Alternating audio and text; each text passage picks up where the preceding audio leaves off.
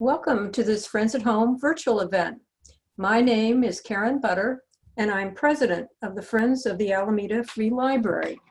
We are joined today by art docent Avril Angevine, who will talk about the beat and the hip, San Francisco art from the 1950s to the 1970s. Before we get started, though, I want to review a few technical details about the webinar. You are welcome to use the chat feature to introduce yourself. In using chat and Q&A, we ask that all participants act with respect in their comments. This audio for all audience members is muted and the video is turned off, so you will only see Avril, her presentation, and me for part of the time. At any time, I encourage you to submit questions through the Q&A icon on your control panel. I will read your questions to Avril at the end of the presentation, so please ask questions. And please understand that we are new to hosting webinars. We have practiced, but issues may arise. We are far from experts and wish to create a great experience for all of our listeners. Before I introduce Avril, I want to tell you a little about the Friends of the Alameda Free Library. As president, I am joined by a board of 14 dedicated Alamedans. The Friends is a nonprofit organization that raises funds and advocates for an outstanding public library in Alameda. In this age of the pandemic, the library is adapting to new challenges by creating opportunities for community engagement online, including access to library materials through its new takeout service. The Friends has been working alongside the library, ensuring that our role as advocates continues through shelter in place. From producing new virtual content to keeping the community up to date and reporting on our local librarians' work, the Friends is committed to its role as a library support organization. As many of you know, the Friends have sponsored a number of face-to-face events in the past to raise funds. Unfortunately, we have canceled the spring and fall book sale, closed Dewey's Cafe, and delayed sending out requests for donations. We are now working on scheduling virtual live at the library jazz concerts for the fall with outstanding musicians. We will send out information to past subscribers and post information about the concerts on the website, so stay tuned. We have now created a virtual used book sale offering books on our website with bike delivery on the island. A new set of books is added every week, so check out our website. While we miss getting together with our friends and supporters, our first priority is the safety of those who attend our events. These Friends at Home events provide an opportunity to connect with you and to share common experiences. We thank our supporters for their ongoing donations so that we can continue to honor our commitments to the library. And we do incur expenses to provide programs like these. They have been very popular, so much so that we have had to expand our Zoom license to allow more attendees to join us, a good problem to have. We ask that you consider a donation to the Friends in any amount that is comfortable for you via our website at alamedafriends.com. Now on to our program. Our speaker today is one of our favorite docents. She has presented a number of programs for us. Avril Angevine has had a lifelong interest in art, sparked at her first museum visit to LACMA and watching docents explaining work of art to a group of visitors. These early memories shaped her interest today. She was born in New England, grew up in Los Angeles, and received undergraduate and graduate degrees at UC Berkeley. She is an independent art lecturer and teaches humanities and English at local colleges. And in normal times, she is a museum guide for both SF Moma and the Oakland Museum. Now on to our program, The Beat and the Hip, San Francisco art from the 1950s to the 1970s. And remember to ask questions during her talk using the Q&A icon on your screen. Please join me in welcoming Avril back to Friends at Home. Great. Hi, everyone. I'm so happy to be here, is where I am at my home talking to you. I've always enjoyed coming to the Alameda Library, such a good crowd. And I hope we'll have a good time tonight talking about California art, Northern California art. Northern California is once more going to be in the national spotlight due to some news, very recent news about Kamala Harris. So let's think about the art around us. And the wonderful thing is that this is art that you can see in local museums when they are open. So it's a good thing to know about it. So I think it's safe to say that San Franciscans, we are living in a boom time, or at least we were before the pandemic. The Bay Area has been the epicenter of the tech explosion that has I'm just sitting here talking instead of using my thing. Share the screen. That's what we want. Okay. So, yes, we're living in a boom time. In the middle of the tech explosion that has made this possible, transformed everything about the way we live and the way we live in the future. But of course, this is only one of the many booms that have transformed the Bay Area since the biggest boom of all, which was the gold rush in 1849. San Francisco in 1848, population 1,000. In 1849, population 25,000.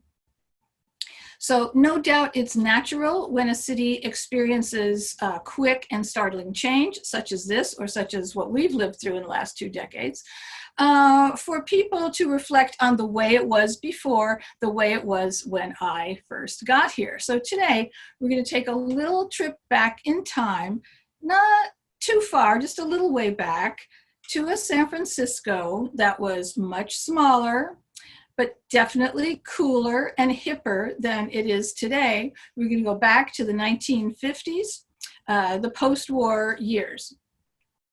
Now, despite the arrival of thousands of people, Rosie the Riveters and others, who made the Bay Area the shipbuilding capital of the world in the war years, San Francisco was still small in the 1950s. It was provincial in many ways, charming perhaps, but certainly not an art capital.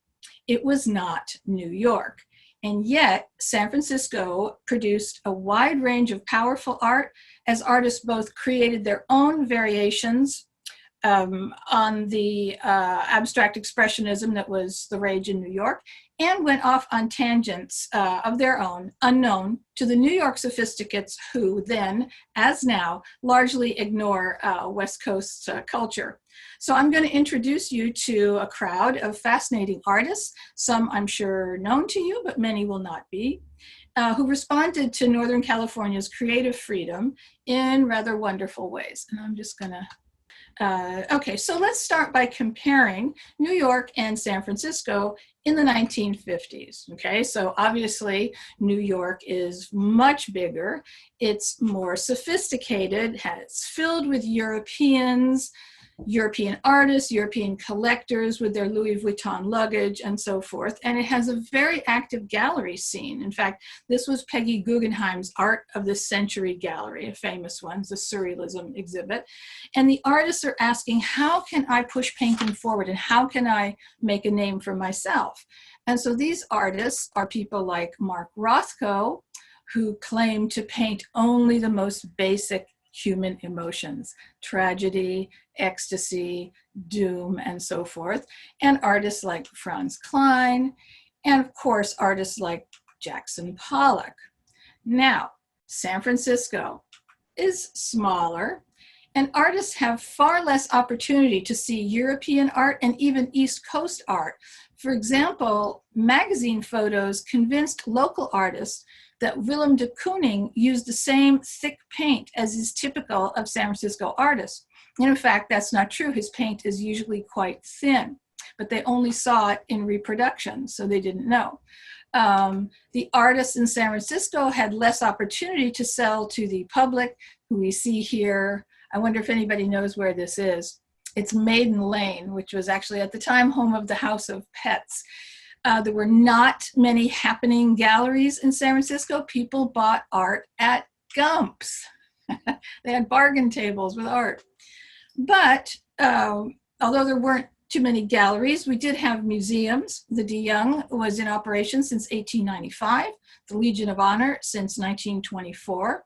SF Moma, known at the time as the San Francisco Museum of Art, was one of the nation's first museums dedicated to contemporary art. It opened in 1935 and actually hosted Guernica, Picasso's Guernica, in 1939. And Jackson Pollock's first solo museum exhibit was at SF Moma in 1945. So without a gallery scene, what San Francisco did have was art school. And they were a decisive force in the post-war period, especially the San Francisco Art Institute, known then as the California School of Fine Arts. And here it is in a photo by one of its faculty members, a certain guy named Ansel Adams. So art schools exploded in the post-war years when 70 to 80% of the students were on the GI Bill. And men who were returning from war were not interested in practical skills. And in fact, hard to believe, but Congress actually voted down a provision to restrict the GI Bill to specific job training. They were interested in the humanities, in art, especially modern art. And we see the guy in the front is really interested in Magritte there. So by the end of the 40s, there was a new director at the Art Institute who actually hung a curtain over the Diego Rivera mural that's at the Art Institute to sort of signify that a new era was afoot, hired a bunch of new people, lots of excitement at the time. And the artists studied together, worked, and partied hard. So in this picture, you can see David Park at the piano. Who else is in there? Elmer Bischoff is on the trumpet, and Wally Hedrick is playing a banjo. So the artists were working and developing in a college environment rather than a market environment, which doesn't mean that a college environment isn't competitive, but maybe not quite in the same way. And of course, it was the era of the beat poets, right? Even Allen Ginsberg and Jack Kerouac migrated from New York to San Francisco, where the vibe was more Zen than existentialist. So the post-war art story in San Francisco really begins with Clifford Still, who arrived at the Art Institute as an instructor in 1946. He was one of the earliest artists to move into abstraction. He gave up figuration, depicting of real objects, in 1941 and began working entirely from lines and colors with no figurative illusions at all. And he stayed with this style without pretty much major departures from the 40s till his death in 1980. Here he is with Mark Roscoe, who also taught at SFAI during a summer session. They look like really radical artists, as you can see. It's kind of funny. But Still was a powerful influence on students and on colleagues, and he set out to train an entire generation that painting meant passion, individuality, and freedom from rules, basically abstraction. So these are the kind of works he did. This one is huge. It's 9 by 12, by garage door size, even bigger, with a raw kind of unfinished look with these beautiful colors and a lot of light and these jagged forms that people often think look like torn paper or bark or even geological formations, canyons and so forth. And he was from North Dakota. He was a Westerner, so he was interested in the landscape perhaps. And under Still's influence, abstract expressionism just swept through the Art Institute. Although, as one former student actually put it, the longer you studied with Still, the less like his work yours became, which I think means he must have been a good teacher. This is a couple more of his works. So let's look at a couple of Bay Area painters who expressed Still's passion for abstraction in their own ways. And the two best known are Richard Diebenkorn and Sam Francis. So Richard Diebenkorn moved to San Francisco as a very young boy. He attended Lowell High and Stanford, where he was absolutely enchanted by the works of Henri Matisse, which he saw at the Palo Alto home of Sarah and Michael Stein. So here's a couple of his early works, though. Really are showing not Matisse's colors, but the oxblood reds that were very popular in San Francisco abstraction of the late 40s. Now, the work on the right is interesting, and if I told you that he lived in Sausalito at the time and was driving from San Francisco to Sausalito every day, I think you'll see something interesting happening in that work. And so Diebenkorn is certainly one, and there are many other artists who feel that all abstraction really has some basis in reality. And with Diebenkorn, it's often in landscape. That's an interesting one. So he spent time in graduate school, both at Albuquerque, New Mexico, and at the University of Illinois in Urbana, where he rather improbably did this work, which is called Beach Town. Apparently, the landscape in Illinois was so distressing to him that he put curtains up in his studio so he couldn't see it. He was still thinking about the beach. But now we can see that Matisse's colors, the bright pastel colors that we end up associating with Diebenkorn, starts to come in his work, and he kind of loosens up and allows little blips and blobs, mistakes that artists called pentimenti, and airier space into his works. And now this is just an introduction to his abstract works. We will hear more about Richard Diebenkorn a little bit later. But the other first really important abstractionist from San Francisco after Still was Sam Francis, who's a native of San Mateo. He studied psychology at UC Berkeley, although Clifford Still recalled seeing him hanging around at the Art Institute. He took up painting while recovering from a spinal injury sustained in the Army, and he eventually created large works of luminous color and ragged shape that do hint at Still's style, like this one called Big Red from 1953. In 1950, he took off for Paris, and he lived there and in Japan until settling in Santa Monica in the early 60s. Now, in Paris, he was celebrated as a representative of an École du Pacifique, Pacific School, which perspicacious French critics saw as an alternative to the work being done in New York. Time magazine called him the hottest painter in Paris these days, based on works like these two. That one is, one on the right is called Summer.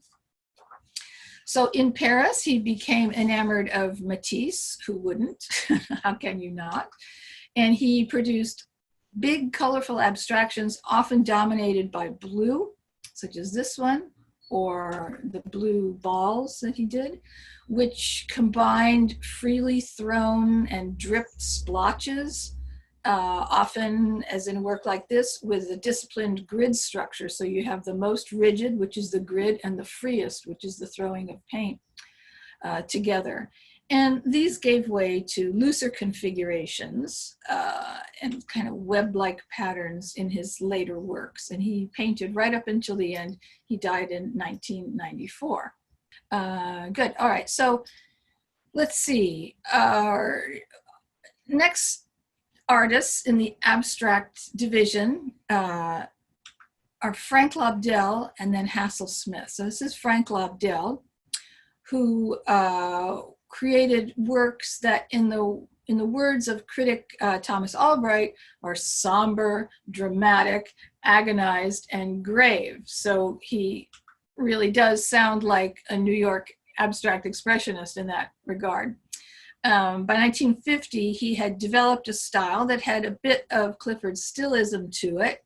So there's some pretty rugged paint handling and powerful color, but his shapes somehow still suggest associations. But let me just show you, bring back a work of Stills. That's a still on the left, and I think you can see the similarity to Lobdell's work here.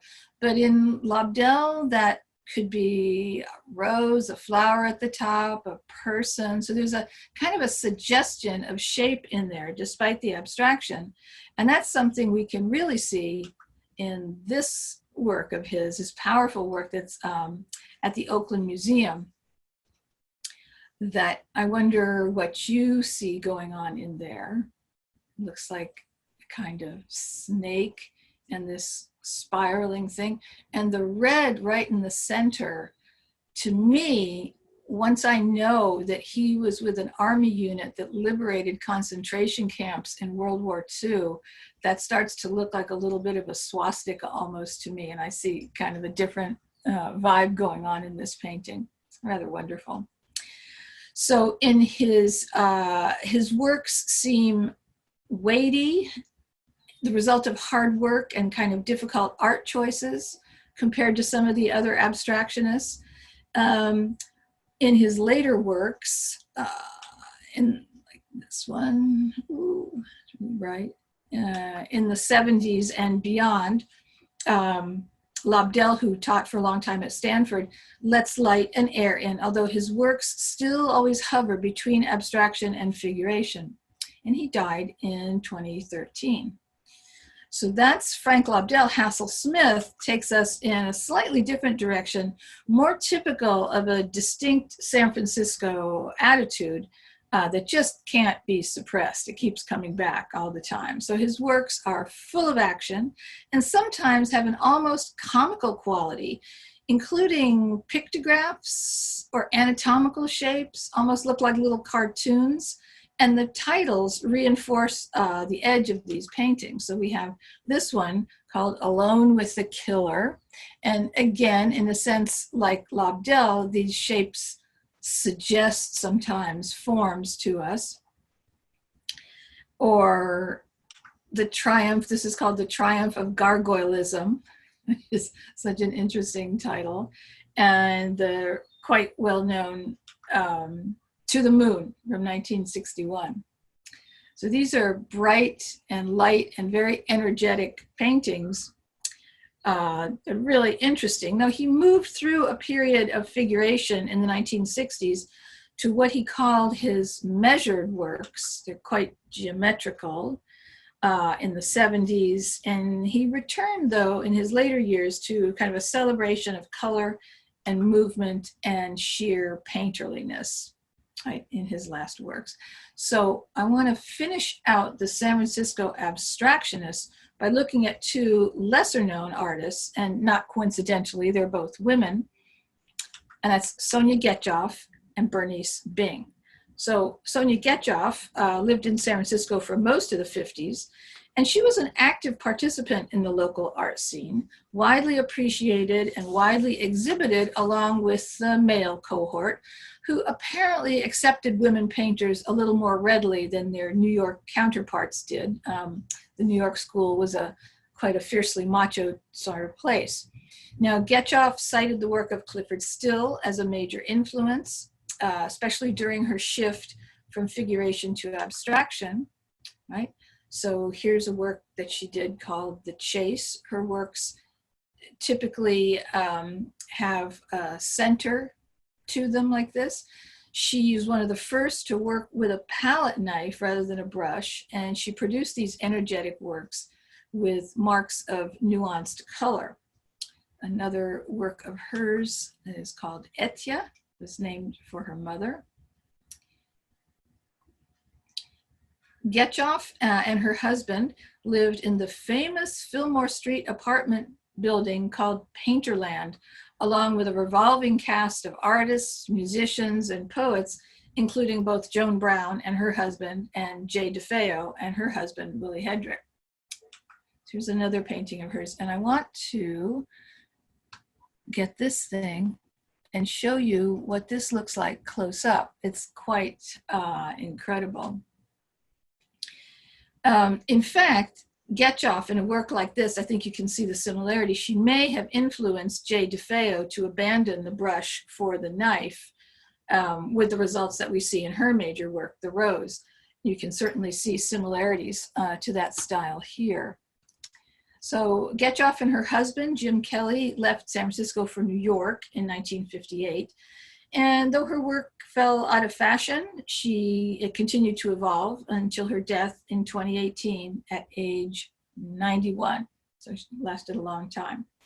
Now, our next artist, Bernice Bing, was not only a woman, but she was an Asian woman and she was a lesbian. So a lot going on for her. But like Gechoff, she was accepted as a participant in the art scene, and the local art world perhaps seems to have been kinder to her than history has been. Here's a work of hers called Lotus.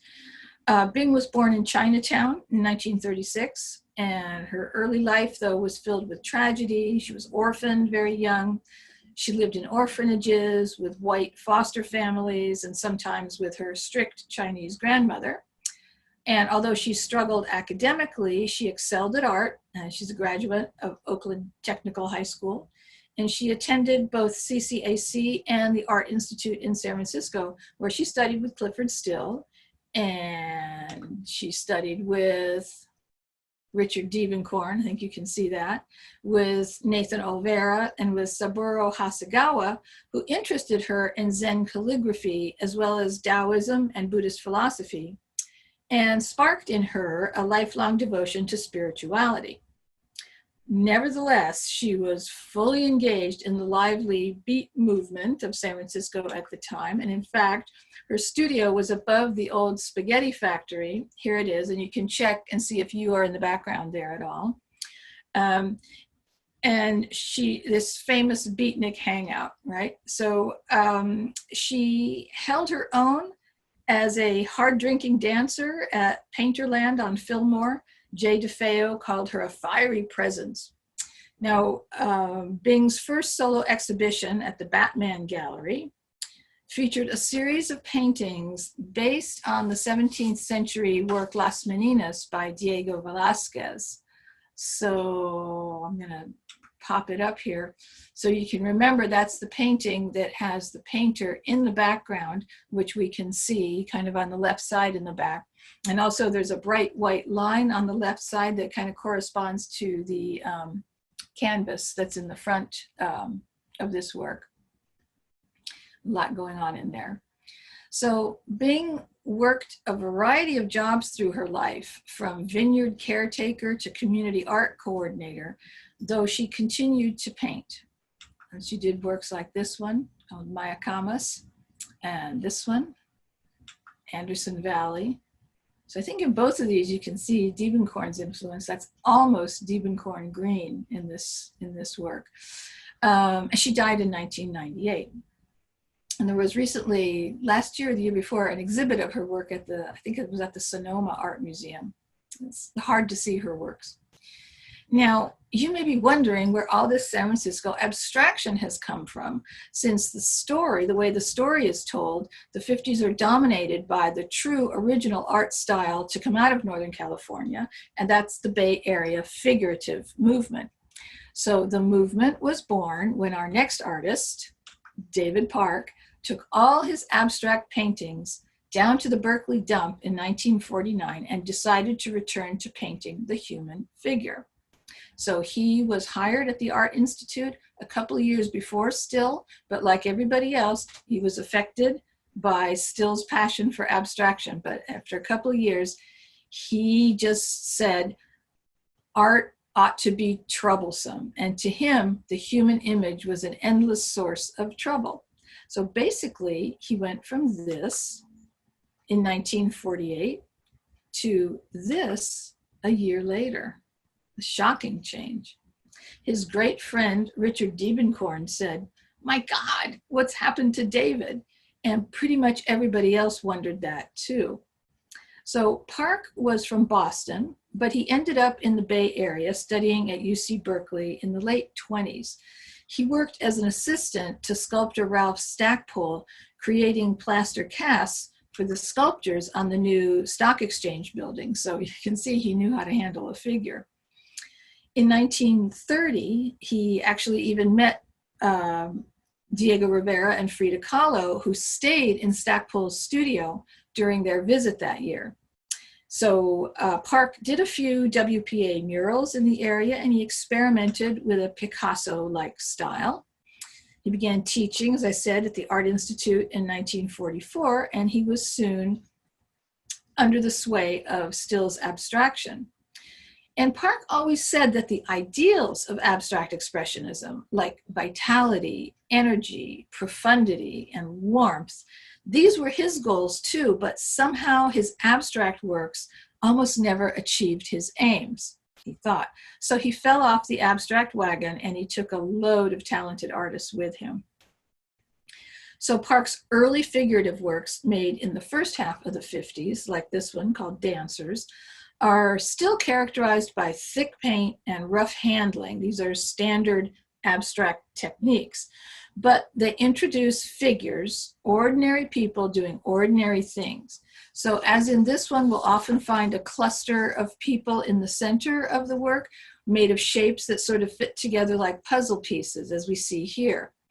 He plays with perspective, he plays with foreshortening, so that often we have a very large figure, maybe just a head, like in this work, with small figures in the background. And you can see here that he's even resorting to light effects. So you can see where the light is coming from in this work, because the figure in the background has a shadow and the woman has white, that is light, on her face and on her neck. So he knows how to paint this way. He also likes to introduce a strong diagonal leading back into the picture plane, as he does here. The backgrounds are sometimes without horizon or without a sense of actual place. And he manages extraordinarily economical faces, like in this portrait of his friend, Richard Diebenkorn, or in this later portrait of Diebenkorn, which shows us how, as the decade progressed, Park's figures become less and less defined.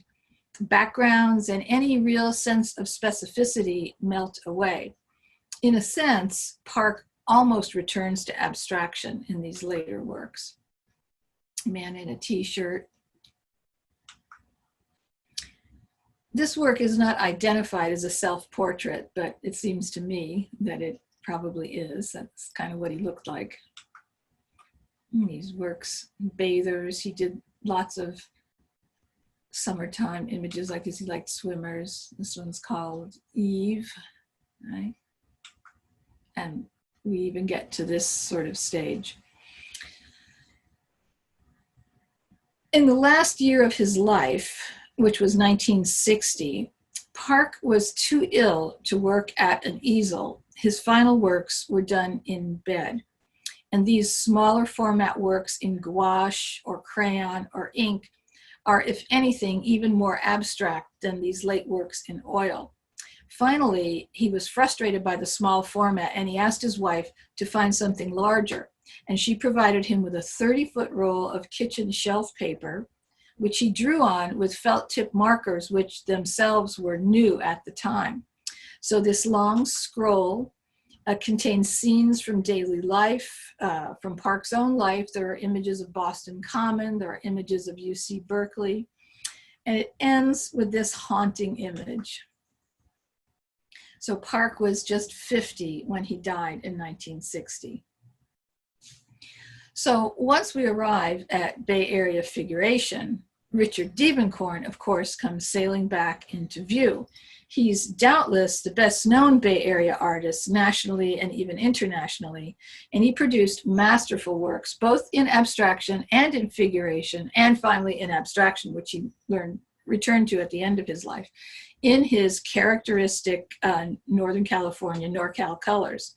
So Diebenkorn, there he is, said that his epiphany came while flying. In other words, seeing the landscape from above gave him a structure for his works.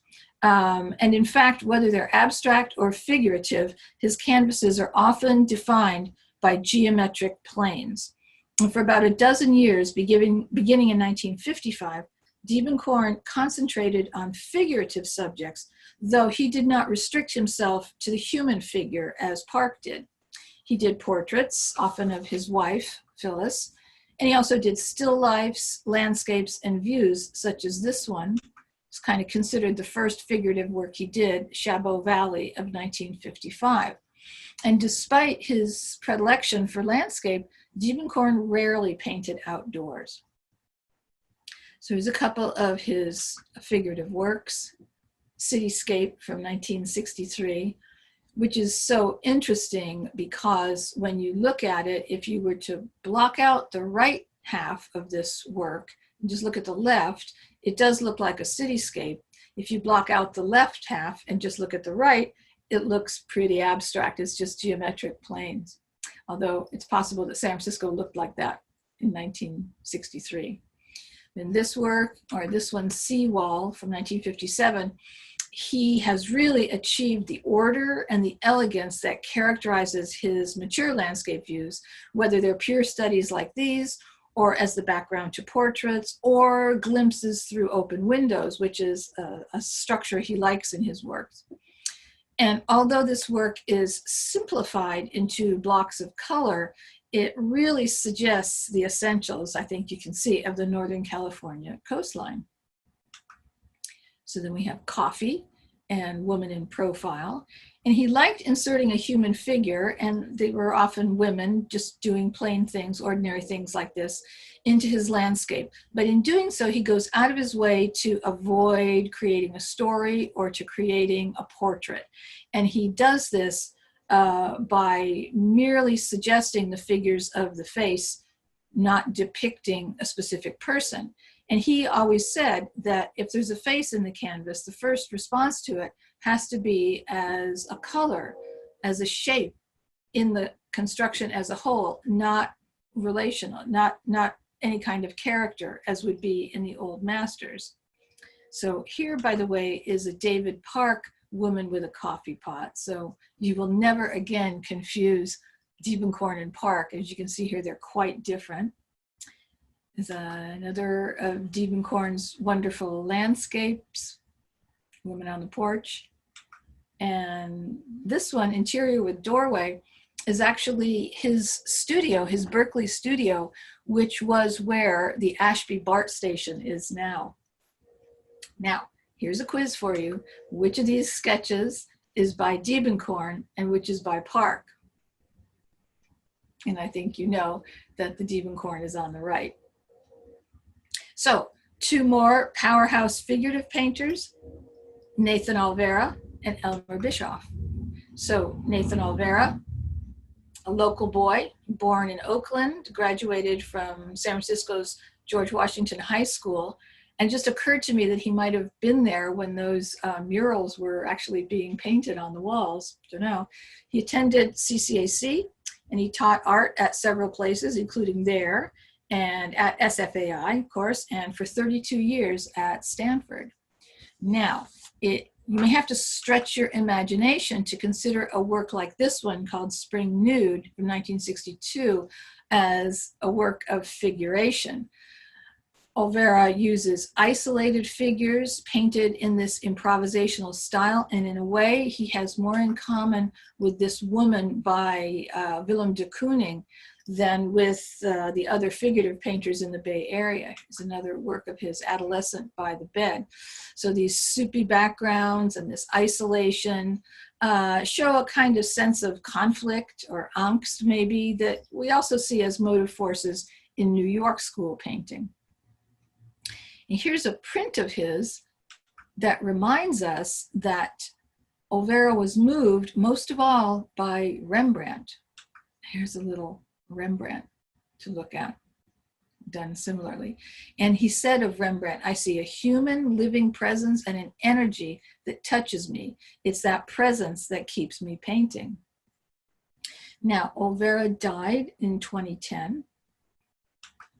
And in 2014, the Windover Center opened at Stanford, which houses a series of works Olvera did inspired by the hawks he saw gliding over the hills above Stanford. And the series, the Windover, is named after Gerard Manley Hopkins' poem, The Windover, which is an homage to the dappled dawn-drawn falcon. And I think you can see in this work here, suggests the falcon's wing, maybe the line above suggests its flight. They're rather astonishing works. And then Elmer Bischoff is also a local artist, born in Berkeley, attended UC Berkeley, returned from service in World War II, like many others, to find himself in the midst of a whirlwind at the Art Institute, where he was both an important teacher and worked as a full-time artist.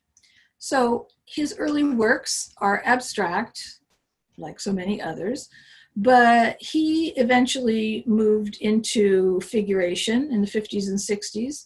Figure painting, such as this, called Figure in Landscape, was for him, as he said, the culmination of a search for more stimulation, more provocation.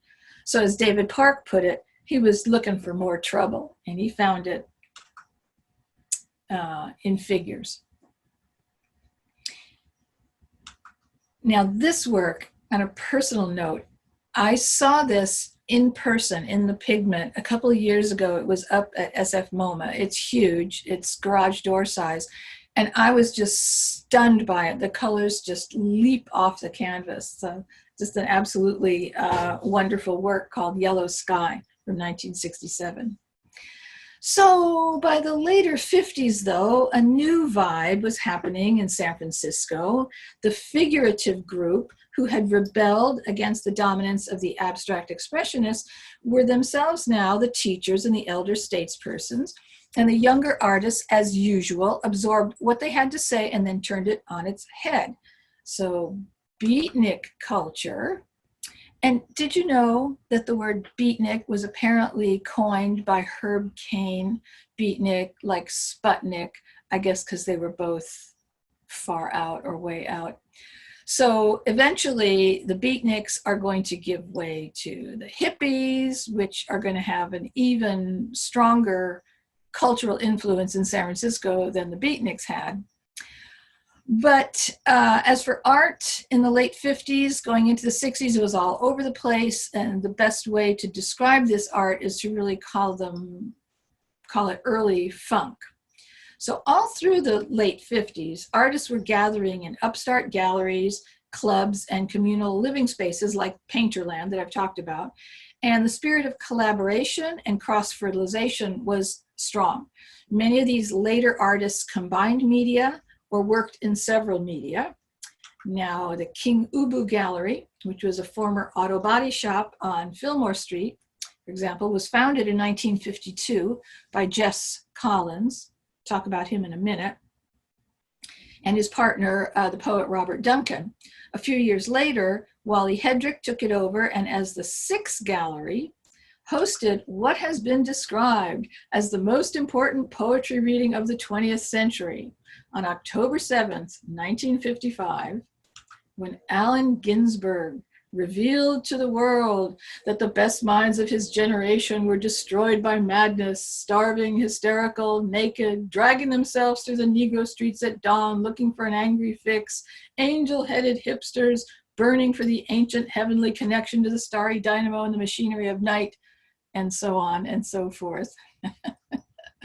Among those associated with the Six Gallery and probably present at this event, besides the six poets and Jack Kerouac, who passed around a jug of wine, were Elmer Bischoff, Roy DeForest, Robert Duncan, Sonya Gechoff, Hassel Smith, Joan Brown and Jay Defeo, there the both of them are, Manuel Neary, and a 19-year-old Leo Viador. So we'll find the second generation at 2322 Fillmore Street, known as Painterland, home of two of the most innovative of this second wave of San Francisco artists, Jay Defeo and Wally Hedrick. So let's look at the centerpiece of Defeo's career, something that she worked and reworked, or as she said, constructed in paint, scraping down, building up, scraping down, worked at for over 8 years, and that's called The Rose. There it is. So right away, we can see that she's on a different wavelength than the figurative crowd, for sure. This is actually a marriage of painting and sculpture. It's huge and crusty. It's 10 feet tall and almost 8 feet wide. At the thickest, at the bottom, the paint is 8 inches thick, like a mattress, and it weighs over a ton. It took her several years, as I said, to achieve this. There's 5 to 10 different canvases piled on top of each other, scraped down and rebuilt using supposedly $5,000 worth of paint. so much paint that it quivered in the early days as people approached it, because oil paint takes a long time to dry. So there she is working on it. You can see how big it is there. She stopped working on it. The story is that she was evicted from her Fillmore Street apartment. I'm not sure that's true, but in any case, the rose came out of the apartment and went to the Pasadena Museum, where she worked on it some more. So here's some interesting pictures of the work being taken out of the apartment. The window wasn't big enough. And there, that's Jay up on the fire escape, and her prize work is being handled by the expert art handlers at Beacon's Moving and Storage. So it went to Pasadena, where it was exhibited at the Pasadena Museum. It came to SF MoMA, and it ended up stored behind a wall in a conference room at the Art Institute, where it stayed for 25 years. After her death in 1989, the Whitney Museum in New York became interested in restoring it as part of a Beat Culture exhibit in 1995. So other works of hers, you can see similarities to the rose. In fact, these two works and the rose were somehow intended as a triptych. She uses either color or texture, rarely both, and her inspiration are in botanical forms, grasses, feathers, and things like this. And she used a palette knife, not a brush, for most of her work. So Jay Defeo and Wally Hedrick found themselves right smack dab in the middle of the cultural upheaval of the times. And they didn't confine their revolt to their art making. They were politically active and delighted in revealing the dark, damp corners of 50s commercialism and prosperity. They were characters with a capital C. And you can see in this picture that Wally is painting right next to the rose. She did the rose in a sort of bay window, and in fact, when it was exhibited at SF MoMA, it was placed in a sort of niche like that and lit from the two sides, which is how it was when she painted it. The light was coming from the sides because it was in a window.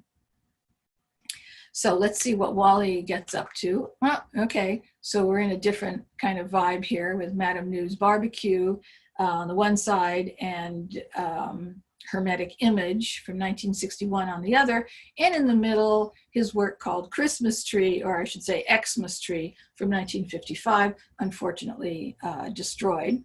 So he pioneered assemblage and junk art and had the kind of irreverent take on art making that would inspire the Davis funk artists later on in the 70s. He used popular imagery, he used radios, TVs, flags, and so on, well before New York's pop artists started doing that. But because San Francisco artists were so disdainful of the art world, they really remained little known outside of their own scene. At one point, Hedrick was employed by the Vesuvio Cafe in North Beach to make paintings while a jazz group played, and he apparently could make 5 or 6 a night that way. So one of his important students at the Art Institute was Jerry Garcia, who credits Hedrick with turning him on to Beat aesthetics and attitudes. This is a work of Hedrick's called War Room, in which he bolted together 8 5x11 canvases, all painted black, they're on the inside, of course, to create a freestanding cubic room that could be entered, as you see, by a small door, thus creating an architectural or environmental painting, perhaps. And he called these Wounded Veterans. During this time, Hedrick was accused of stealing paintings, including a canvas by Clifford Still, from the Art Institute where he was teaching, and then either painting them black or painting his own pictures on them. I don't know whether it's true or not. Likewise, you have Bruce Connor, who produced an astonishing variety of works while hanging out at the Art Institute and on Fillmore Street. He's best known for assemblages of women's nylon stockings, parts of furniture, broken dolls, a lot of dolls, fur, costume jewelry, paint, photographs, and so forth. These works, mostly created between 57 and 64, seemed both old and new, avant-garde and funky, And they were a total rejection of the more optimistic consumerist spirit of mainstream American society.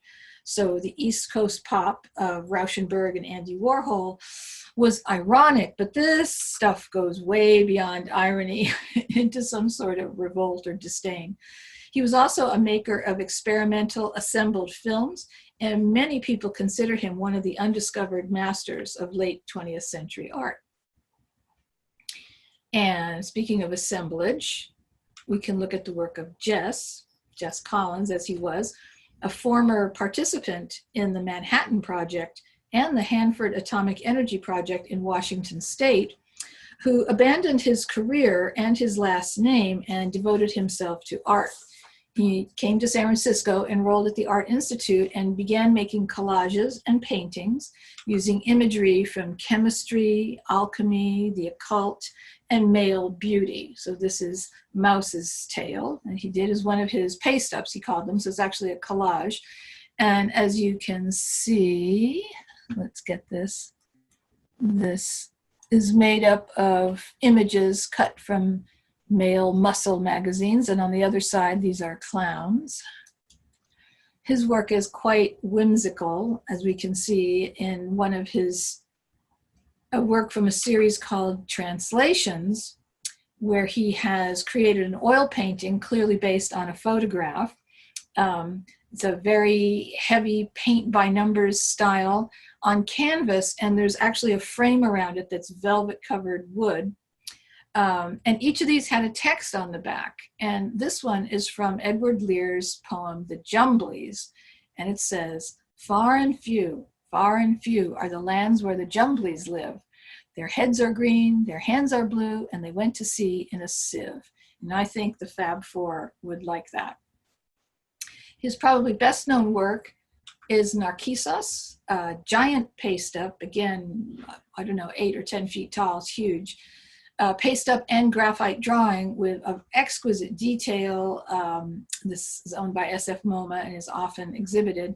It took him close to 30 years to finish this. So he's got Eros with a bow and arrow, the rejected lover at his side holding a crazy cat comic.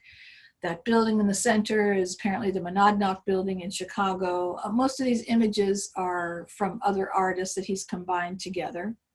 It's a really fascinating and intense work to look at by Jess, one of a number of really interesting San Francisco artists of the time. Now, finally, the work of our last two artists, the last two I'm going to talk about, who were also residents at the Fillmore Street building. Their work revolves around presenting the female in art. And this is the husband and wife team of Manuel Neri and Joan Brown. So Neri was from a Mexican immigrant laborer family, but he was a student in Berkeley at Berkeley in engineering, but he took an elective ceramics course and that just changed his life. He became a student at the Art Institute, overwhelmed really by Clifford Still's ideas of what an artist could and should be, and he decided to become a painter. But he began working in plaster sculpture in 1955 after seeing some works that Defeo had done that are similar to this. So these are interesting works in plaster. Later on, he works in all kinds of different media. But for the time being, plaster is really interesting because it's cheap. It dries quickly, but it could be lopped off and started, or something could be cut off, put back on. It's easy in that way to work with. And he would slop house paint over them using the plaster almost as an abstract expressionist canvas. And just as Diebenkorn reduced the figuration of the faces he used, here we can see Neri does the same thing. There's not any face at all. So almost all of his works are studies of the female, and this apparently came to him at the birth of his first child when he saw the importance and the richness and the fecundity of the female that he wanted to honor. And his wife, Joan Brown, she was married to him, she was married to several people, is also a local girl. who went to the Art Institute on a whim. She applied with a portfolio of sketches of movie stars copied from fan magazines. So from that point, when she first saw Diebenkorn's work at the Art Institute, she thought it was pointless. But a year later, she had imbibed the spirit. There's a work of hers called, I'm waiting to see if you can figure it out, Girl Bathing at Night. So there's a girl in the center. So the figures are reduced to the barest possible information and has this thick impasto, heavy paint, which was always characteristic of San Francisco style, deep and dark, although the colors in it are quite bright. She became interested in the deep, dark works of Rembrandt, Goya, and Velazquez, and we can see her kind of working with these influences in this work called Flora. And here's another close-up of a portrait that she did. So you can see that the paint is just so thick, and I'm sure she just had a lot of fun placing it on the canvas. And you can see the various kinds of tools she used, the marks she made. Now, she got a lot of attention early on as a woman in what was still considered a man's world. In 1960, when she was 22, she had her first show in New York, and she was the youngest person ever represented in what has become the Whitney Biennial. And she was featured in Mademoiselle magazine. In 1962, her son Noel was born, and responding to suggestions from her main mentor, Elmer Bischoff, Brown focuses on the world around her and does works like Noel, her little son, Noel in the kitchen with Bob the dog. Again, a fabulously thick and rich painting, just depicting the life around her. Joan modeled for Manuel Neri. There's a painting that she did called Manuel and Models in the Studio. And she sometimes even painted his sculptures. But by the later 60s, times were changing, as we know, and Brown was no longer satisfied with these thick, dark works. So she gave up her New York gallery contract and devoted a year to studying. And when she began to exhibit again, her style is radically different. And we feel that we're entering another time, another place, another mood with works like these two. She's moved from working with oil on canvas to enamel on masonite so that the images are flatter and they're more brittle. And she's also interested in drawing and drafting rather than just color application, although the color is still quite important. And she's creating representational images from dreams, from her study of mythology, and from her own interests in life, like swimming to Alcatraz, which she did. Humans and animals are now in a two-dimensional space with lighter colors. And this is kind of the beginning of a whole new period in art. And so this is where we're going to end today, as the San Francisco art scene is eclipsed, for a while anyway, by a surprising new wave emanating from the east. I mean, just a little way east and slightly north. So as the 70s dawn, there's a big ball going on in Cowtown, and by Cowtown, I mean the newly formed art department at UC Davis. But that's a story for another day. So thank you for listening, and I'll see if you have any questions. Karen, maybe you could let me know if anyone does, so I can stop the share here and go back to just me. Yes, Avril, we do have some questions for you. Okay. A couple about the J. Defeo piece, J. Defeo art. Somebody asked, was that the huge piece that they had to move with the movers, was it recently displayed at SF MoMA? Yeah, recently, 5, 6, 7 years ago, before the closure. Yes, there was an exhibit of her work at SF MoMA, and it was there. And as I said, they set it up in a niche and lit it from the sides, which is unusual because that's the way she saw it when she was painting it, right? So yes, you did see it there. It's a huge thing. And is it permanently at the Whitney now? Yes. Okay. Yeah. You talked in the beginning that New York kind of ignored San Francisco art. Is it more accepted now? I would say yes, because things are much more, well, global, really. I mean, with online and so forth, people are all over the place. But no, I think New York doesn't consider California really much going on in culture. But yeah, I would say probably they are, but yeah. No. So I'm saying yes and no, right? I mean, artists are popping up out of everywhere, and they're putting their works online and so forth, and they are getting into galleries and so forth. But actually, the more active art area is Los Angeles than San Francisco right now. But yeah, so they're coming up. But. And so was Los Angeles doing a similar kind of style during this 50s to 70s, or was it quite different? No, it was different. We have a different vibe down there, and there's a movement called the Finnish fetishists, the light and space artists that were, by the second half of the 50s, they had their own kind of style down there that was based on the light is different down there, and their use of color is different, and they were very interested in like minimalist type art with reflective surfaces. But the Bay Area figurative movement, that really was in Northern California. No, LA didn't have that much going on at the time. Sounds like we need to have another lecture about what went on in LA during that period as well. Yes, going back to Jay Defeo, I had a question about the last picture. I'm sorry, it was David Park. The last picture that said dead end, where was that? Where was that? Do you know? That is owned by the Berkeley Art Museum. But where was that? Was he drawing some place? Oh, that particular thing that says that, I don't know.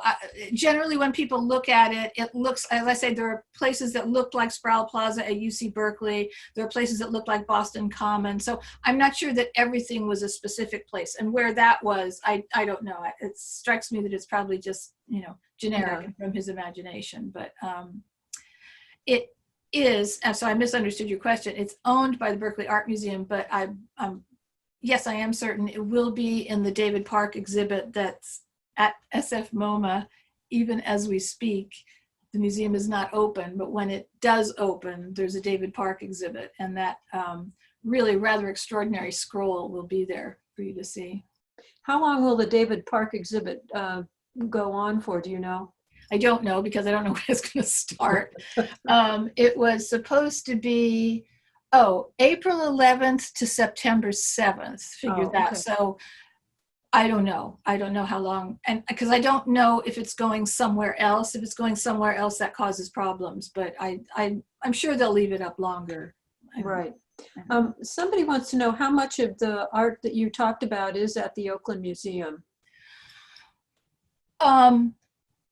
Several things. Like, for instance, Spring Nude of Nathan Olvera is there. I think a couple of they have a nice collection of Joan Brown that's up pretty much all the time when you can go to the museum. I actually use a number of images from the Oakland Museum. That Diebenkorn Woman on the Porch is at Oakland. The Dancers, several of the early David Park works are at Oakland. So a lot of stuff. Somebody wants to know about the painting behind you. What is that? Okay, so the very last thing I showed you with the Davis thing and the people come up, you saw that. This is Country Dog Gentleman by Roy DeForest. I got this print at the museum store at SF Moma. I love it. He likes dogs and I like dogs. And UC Davis has a really interesting museum on campus too. Yeah, that new museum. So in the next era, in the 70s, then what's going on at Davis, there's these 5 powerful artists on the faculty there, Robert Arneson and so forth, Roy DeForest, and they do this crazy funk art that really people in New York thought was nuts. But that, you know, that was in the 70s and 80s. I'm sure they appreciate it better now. Oh, on that subject, okay, so this week's cover of the New Yorker is an image by Wayne Thiebaud. So those New Yorkers, you know, they're starting to pay attention to what we like out here. Well, I think I've just got another question. The question is, did Jess do the murals in Pauline Kael's home in Berkeley? Yes, yes, yes. Okay. They're a nice group that go up the stairs, and the house is privately owned now, but the young man who owns it kind of runs it as sort of an art center. I don't know if he's got it open, but he opens it sometimes, and it's also open for, you know, to contact him for private viewing. Probably not right now in the situation, but yeah, normally you can see them there. They're charming, right? They're charming. I The Berkeley think Brown that's Shingle House and everything, yeah. I think that's all the questions I have, unless anybody has another one. So this has been a really fantastic presentation. I certainly learned a lot that I didn't know about at all. So thank you so much for the presentation. And I want to thank our audience for attending our event. Yes. And as I said, to Avril for a delightful program that brought back memories for some of us about the art during this period. As a reminder, we have an author event on September 2nd with educator Bronwyn Harris to talk about her new book, Letters from the Inside, Hope in the Journey from the Classroom to the Cell. And I personally recommend her first book, Literally Unbelievable, Stories from an East Oakland Classroom. On September 14th, we have The World of Jane Austen, Art, Fashion, and Eligible Gentlemen, presented by the docent from the Frida Kahlo talk, Catherine Zupsik. And a new event for those who love the talk on New Orleans and its food. On September 22nd or 21st, author Alice Freed Wilson will demonstrate how to cook jambalaya as it's done in the Big Easy. So please join us by registering for future events through the events tab on alamedafriends.com. And please consider a donation to the Friends of the Alameda Free Library that will allow us to continue to sponsor events such as these. Finally, thanks to those who helped to make this happen, David Beal and Karen Manuel for managing Zoom and registration, and Kumar Fonze for his great work in arranging the docent talks. Thank you again to our speaker, Avril Angevine, and to you, our audience, for joining Friends at Home.